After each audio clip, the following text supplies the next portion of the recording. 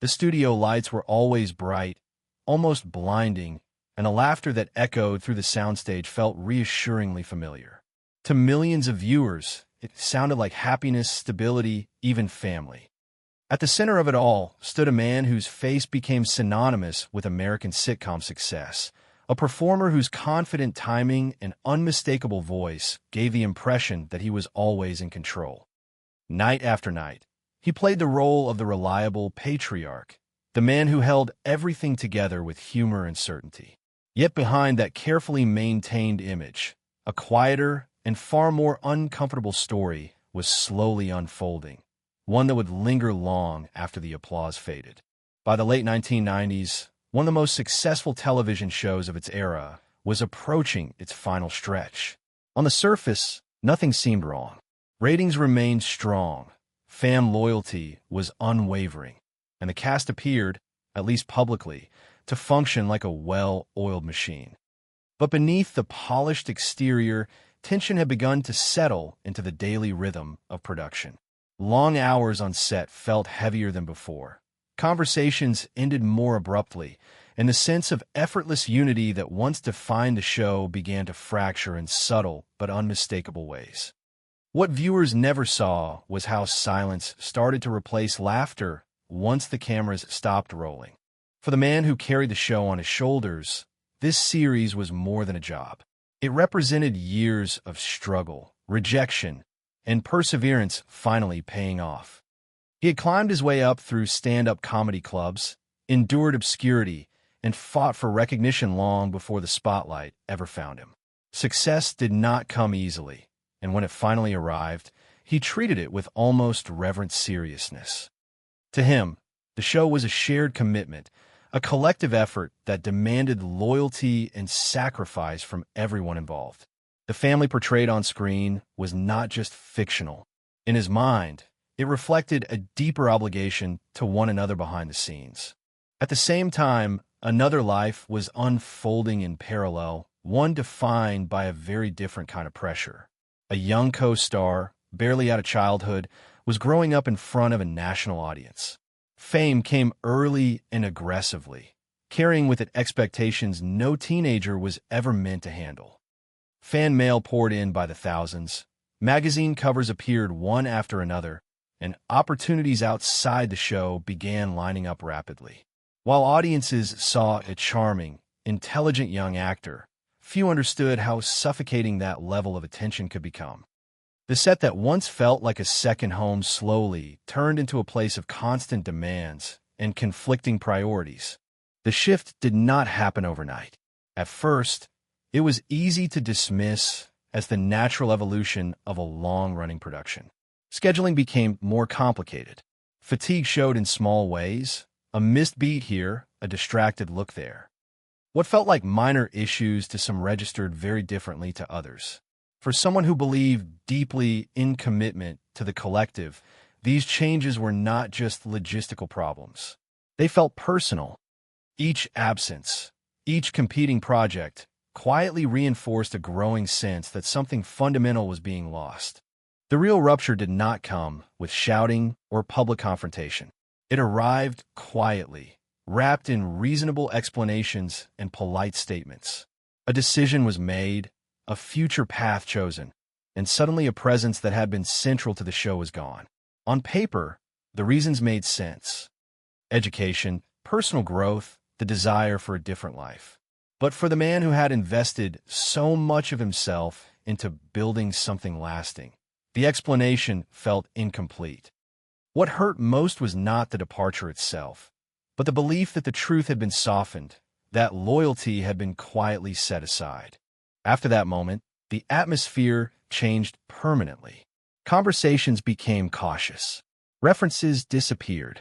What followed was not an explosive feud, but something far more enduring. Silence. In an industry where conflicts are often amplified for attention, this absence of dialogue spoke volumes. Years passed with no public reconciliation, no shared reflections, no nostalgic revisiting of what once was. One moved forward, continuing to build a long and visible career in entertainment. The other stepped away, choosing privacy and a life far removed from the spotlight that once defined him. This was not simply a story about resentment or professional disagreement. It was a collision between two worldviews, one shaped by hard-earned success and unwavering dedication to the craft, the other defined by an early brush with fame and a desire to reclaim control over one's own life. Neither path was inherently wrong, yet the inability to truly understand the other created a divide that time alone could not fully heal. What makes this story linger is not anger, but disappointment. Not hatred expressed loudly, but trust quietly withdrawn. It is a reminder that even in places built on laughter and familiarity, emotional fractures can form unseen. And once they do, the silence that follows can be louder than any argument. Long before the cameras ever rolled and before a studio audience learned to laugh on cue, two very different life stories were already moving toward an inevitable collision. One was shaped by struggle, rejection, and the slow grind of adulthood. The other unfolded under hot lights far too early, in a world where applause came before self-awareness. When these two paths intersected, they created not just a successful television family, but a fragile balance that would eventually crack under its own weight. For the older of the two, the road to recognition had been long and unforgiving. Comedy clubs were not glamorous places. They were loud, unpredictable, and often cruel. Nights ended with self-doubt more often than validation, and success depended on resilience as much as talent. Years passed with little assurance that the effort would ever pay off. By the time television finally opened its doors, success felt earned in the most literal sense. Every laugh mattered. Every opportunity was something to be protected. Work was not simply work. It was identity, survival, and proof that the years of obscurity had not been wasted. That background shaped how he viewed everything that followed. A hit show was not disposable. It was sacred. Discipline was not optional. It was respect for the craft. Loyalty was not an abstract virtue. It was the glue that kept a hard-won success from collapsing.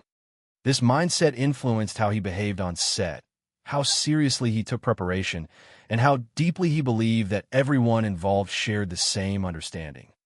To him, professionalism meant putting the collective above personal comfort, because that was the price he had paid for his own place at the table.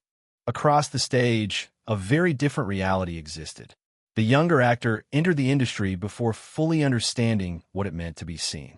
Childhood for him was fragmented by call times, wardrobe fittings, and lines to memorize. While other children measured time in school years and summers, his life was divided into seasons, scripts, and press obligations. Praise arrived constantly, but so did scrutiny. Success was immediate and overwhelming, leaving little space to develop privately or fail safely. As the show grew more popular, so did the pressure on him. His face became recognizable everywhere. Fans did not just watch him.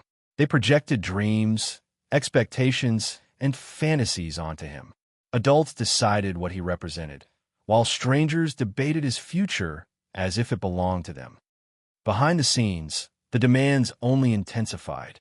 Balancing school with production schedules became a daily struggle. The set that once felt playful and supportive slowly transformed into a place of obligation, where every decision carried weight far beyond his years. What complicated matters further was how differently each of them interpreted success.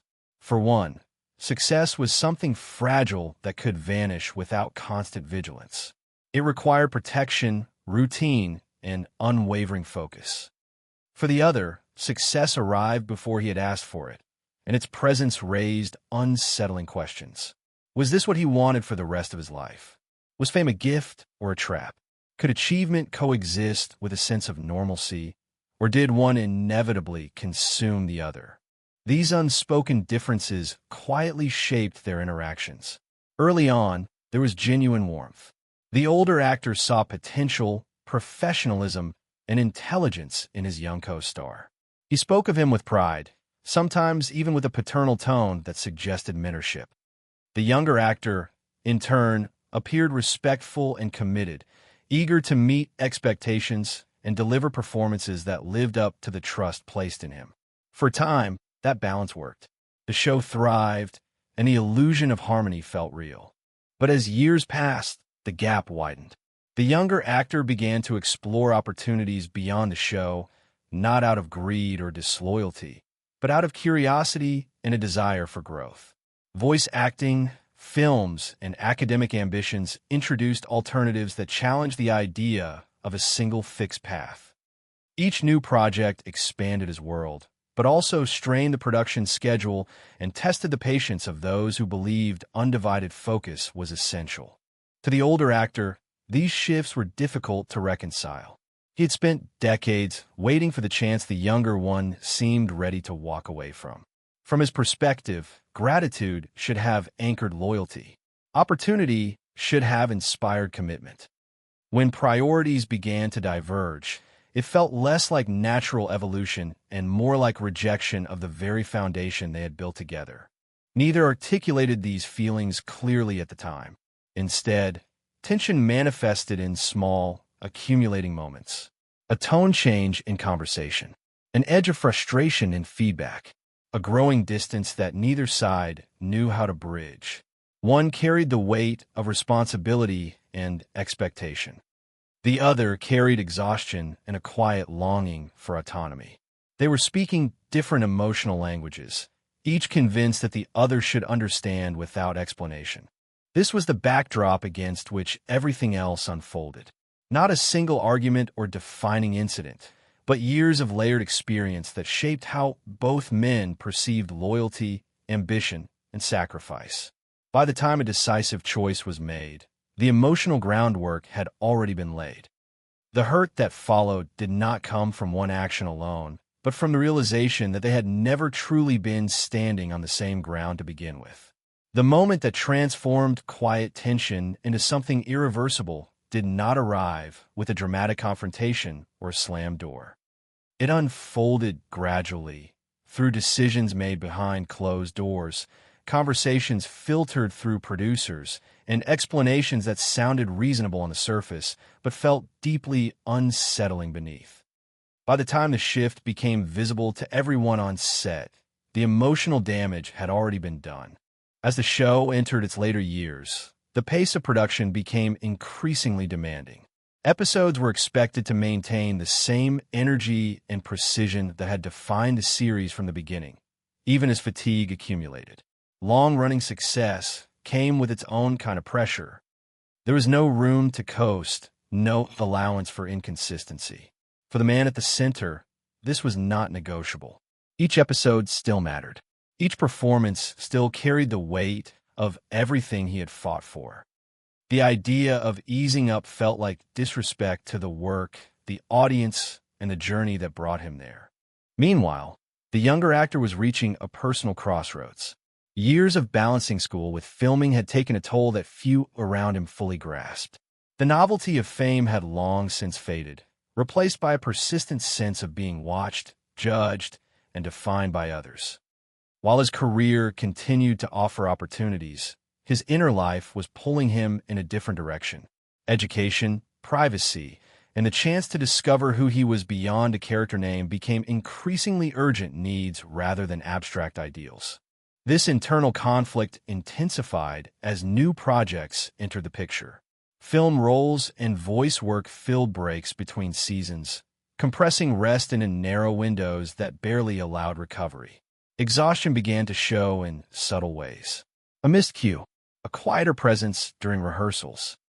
Nothing catastrophic, but enough to register as distraction to someone who measured commitment by unwavering focus. What the younger actor experienced as survival, the older one interpreted as withdrawal. The turning point came when discussions about the future shifted from hypothetical to concrete. A request was made to reduce involvement, framed around the desire to prioritize education and personal growth. On paper, it was a thoughtful and responsible choice. But for the man who had dedicated years to building a stable foundation, it felt like a crack in the structure itself. The timing cut deeply.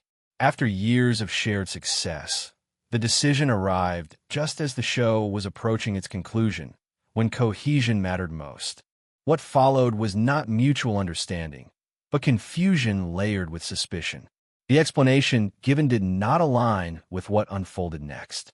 While education was cited as the primary motivation, other projects quickly appeared, blurring the narrative. To an outsider, this may have seemed like a reasonable balancing act. To someone already struggling with a sense of eroding loyalty, it felt like confirmation of a fear that had been growing quietly for years. Interviews around this period became noticeably strained. Language that was once warm turned cautious, even edged with disappointment. Remarks about ambition replaced praise for talent. Statements about commitment carried a sharper tone, hinting at unresolved feelings without naming them outright. The shift was subtle enough to avoid headlines, but clear enough to those paying close attention. Something had changed, and it was not simply about scheduling.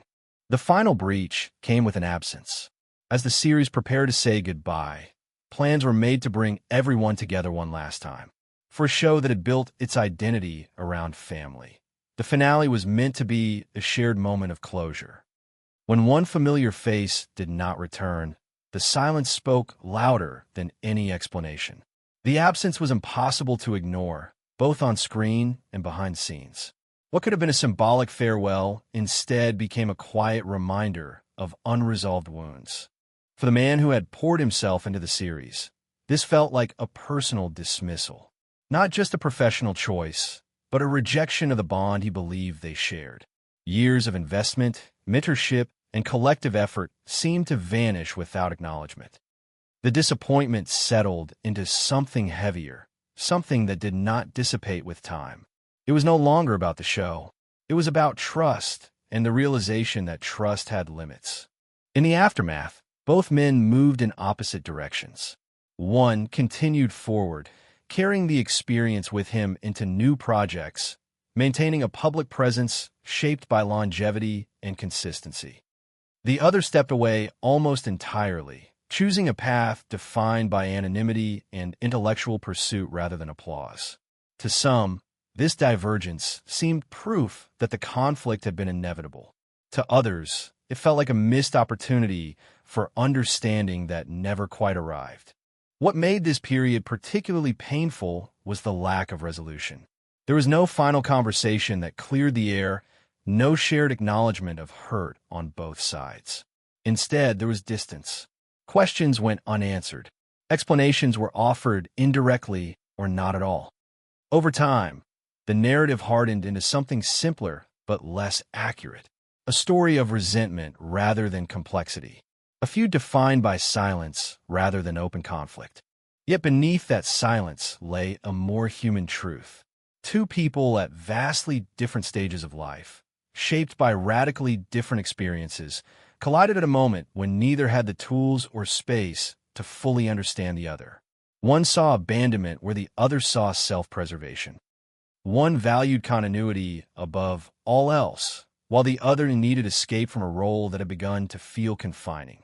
This was the real tragedy of that turning point. Not that a professional relationship ended, but that empathy never fully bridged the gap. What followed was not hatred expressed openly, but disappointment carried quietly, allowed to settle and harden over time. In the world of entertainment, where conflicts are often loud and public, this one endured precisely because it remained unresolved. The consequences of that unresolved break did not reveal themselves all at once. They emerged slowly, settling into the lives of everyone involved like a persistent shadow that followed each new chapter. What had once been a shared experience rooted in collaboration and familiarity now existed only as a memory, tinged with unease and unspoken regret. The show had ended, the sets were dismantled, and yet the emotional residue remained, shaping perceptions long after the final episode aired.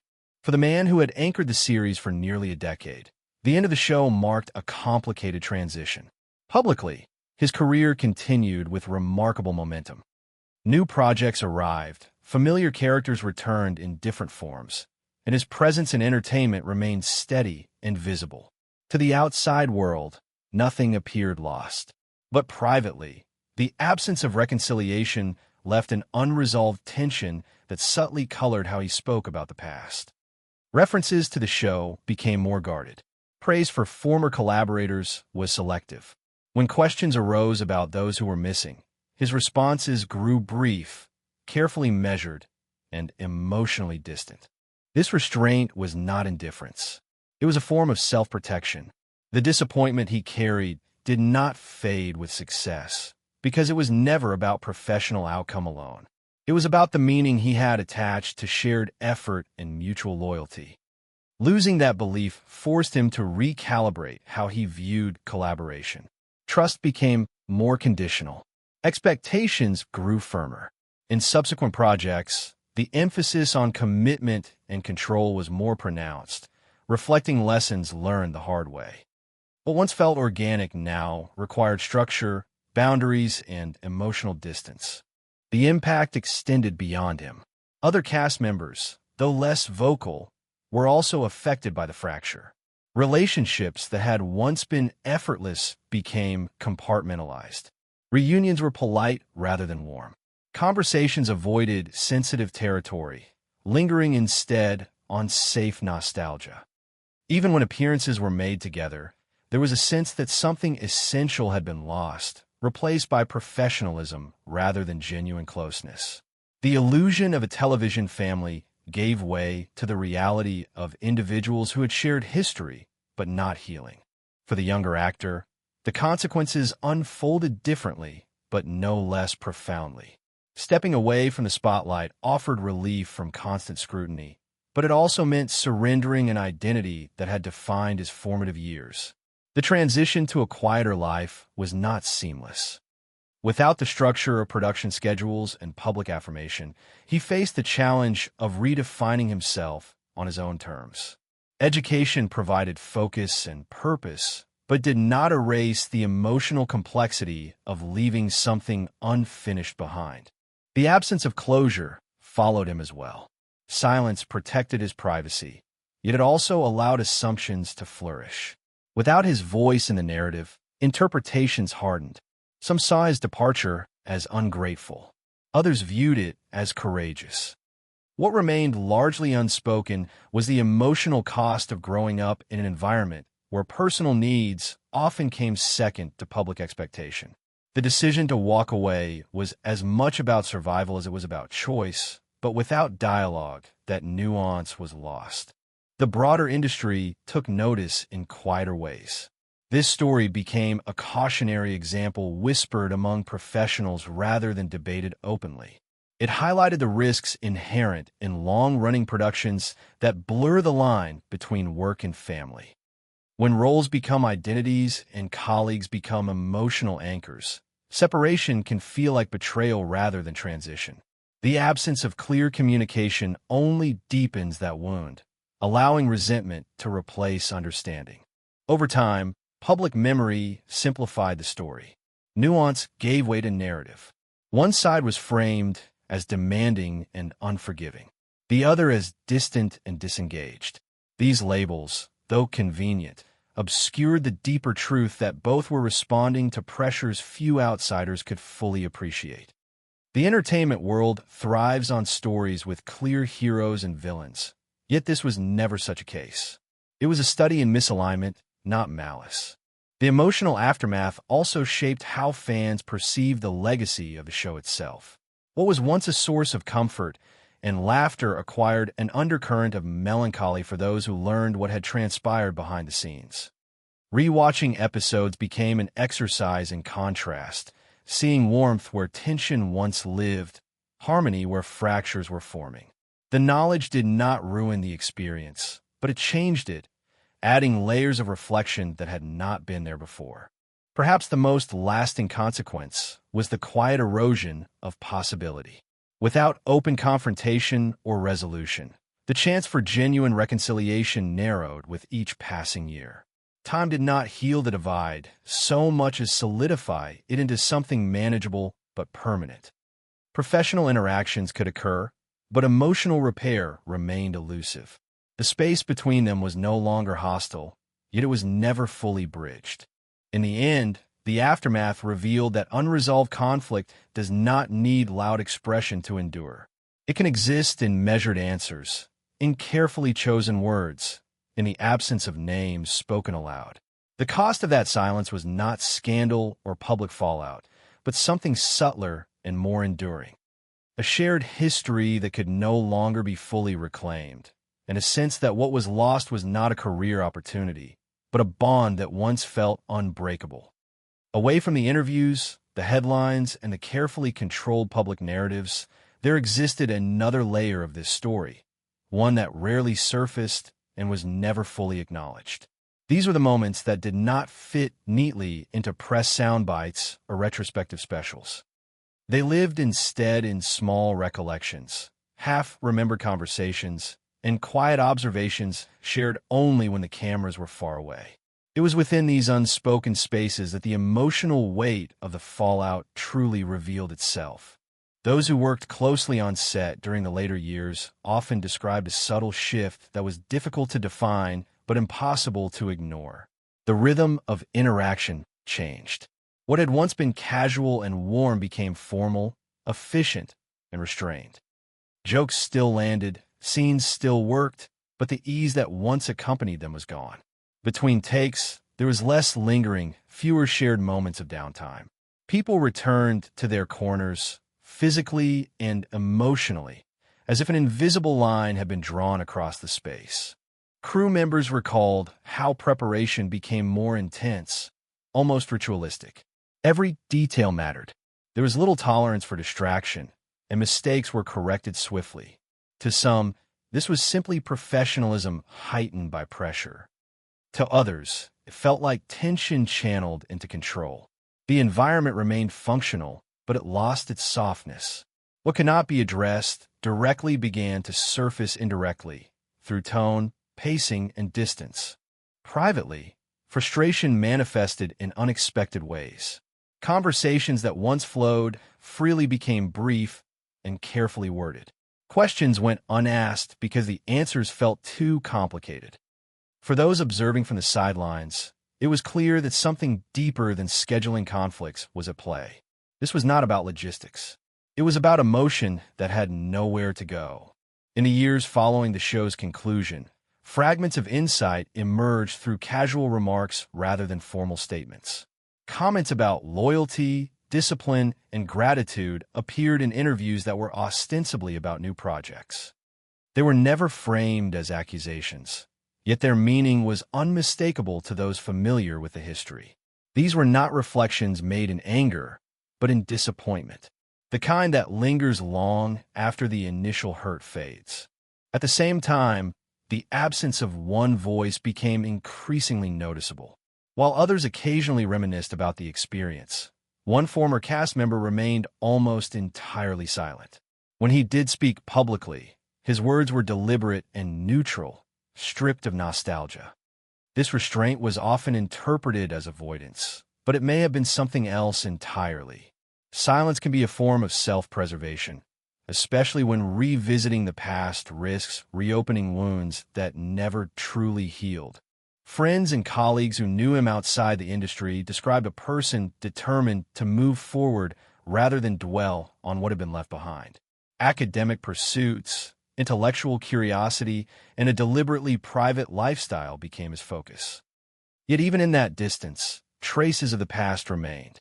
Certain topics were deflected. Certain memories were acknowledged only in the vaguest terms.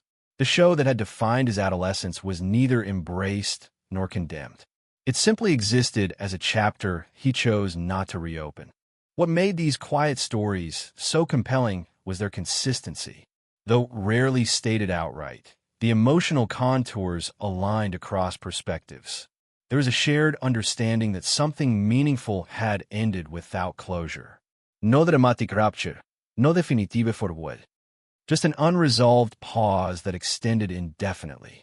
In a profession built on narrative arcs and tidy endings, this lack of resolution felt especially jarring. Occasionally, hints of reconciliation surfaced, enough to spark speculation, but not enough to confirm healing. Professional interactions resumed in limited contexts, marked by courtesy rather than intimacy. Observers noted politeness without warmth, cooperation without familiarity. These moments suggested that time had softened the edges, but had not erased the underlying distance.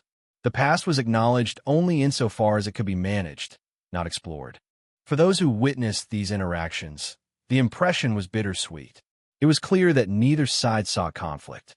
Equally clear was that neither had found a way to fully articulate the hurt that had shaped their separation. Words left unspoken had accumulated weight, becoming harder to release with each passing year. In that silence, assumptions hardened and empathy remained just out of reach.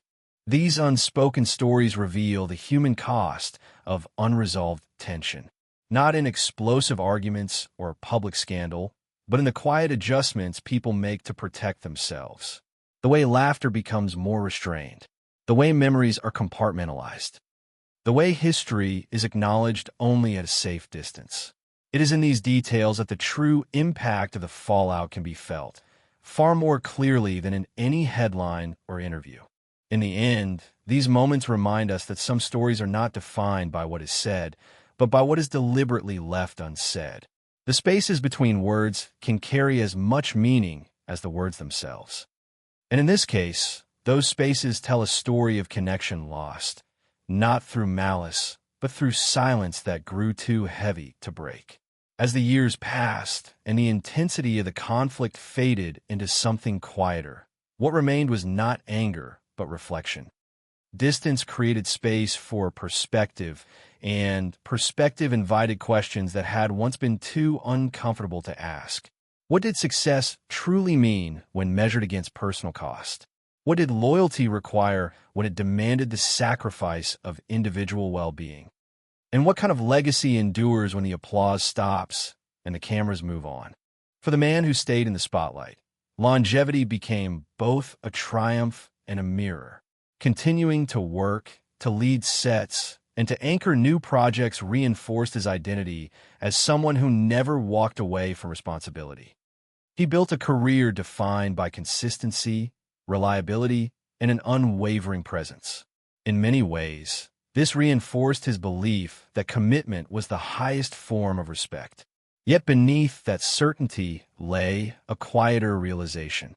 Not everyone defines fulfillment through permanence. Not everyone measures success by how long they remain in one place. That understanding did not erase the past, but it reframed it. What once felt like rejection could now be seen as a difference in values rather than an intentional wound. Time softened the edges of disappointment, allowing space for a more complex truth. The loss was not just of a colleague, but of an idealized vision of unity. Letting go of that ideal required accepting that even genuine bonds can fracture when life pulls people in opposing directions. For the one who chose a life away from fame, the legacy took a different shape. Stepping back from public visibility allowed room for intellectual growth, privacy, and self-definition beyond a character or a career trajectory set by others. Education became not just an alternative path, but a declaration of autonomy. In choosing a quieter life, he challenged a deeply ingrained assumption that success must always be visible, measurable, and applauded. Yet walking away did not mean erasing the past. The years spent in the public eye left their mark, shaping discipline, awareness, and resilience. The experience became part of a broader identity rather than its entirety. In that sense, the legacy was internal rather than external. It lived in perspective gained rather than trophies earned, in boundaries learned rather than roles repeated. Together, these two paths illuminate a larger truth about the nature of ambition and fulfillment. One path values endurance, visibility, and continuity. The other values self-preservation, growth, and the freedom to redefine oneself. Neither is inherently superior. Both carry costs. The tragedy lies not in the choice itself, but in the inability to fully recognize the legitimacy of the other. This story also leaves behind a broader lesson about creative collaboration. When work becomes family, separation can feel like betrayal. When identity becomes tied to a role, departure can feel like abandonment. Healthy boundaries, though often overlooked, are essential for sustaining both creativity and human connection. Without them, misunderstandings deepen and unspoken expectations become sources of lasting pain. In reflecting on what was lost, it becomes clear that legacy is not confined to finished projects or continued success. It is also shaped by moments of vulnerability, by the choices people make when faced with incompatible needs.